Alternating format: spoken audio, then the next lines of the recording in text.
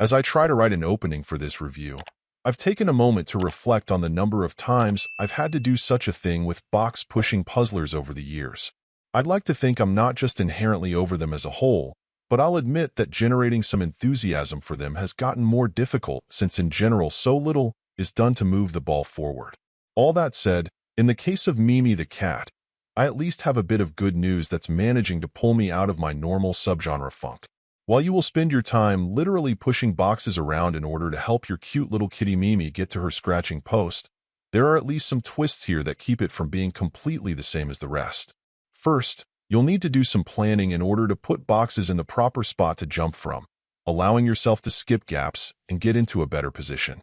Second, and this is the more substantial blow to your typical subgenre plans, is that you'll also need to stack boxes, and that does make quite a difference in your necessary approach. The tricky part tends to be that once they're stacked, you won't be able to move them anymore, and I was pleasantly surprised to find that this complicated things quite a bit. Now, on the negative side, whether there are some added wrinkles to help the game stand apart or not, at its core this is still a box-pushing game.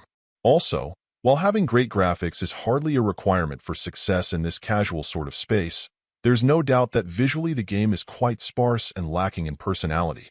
Sure, watching Mimi reach up to happily get at her scratcher is nice, but a little more time spent on imbuing her with more character may have helped the experience feel more endearing.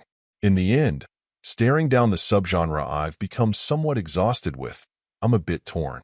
On the one hand, I do applaud there being a little extra flavor here, not merely sticking with the basic tried and true formula and throwing some additional rules into the mix. On the other, there's no question that aside from those new elements, a cat protagonist, and a pinch of cuteness, it's a pretty bare-bones affair. In the end, I suppose if you enjoy these sorts of puzzles, it at least has a little more to offer than the norm, which deserves some amount of credit. Overall, my final score for the game ended up being a 7.1. And if you're interested in picking it up, it's currently available on the Switch eShop for $4.99. Thank you for taking the time to listen to this review. And if you'd like more information or ideas of indie games worth checking out on Switch, be sure to click on the link provided in the description.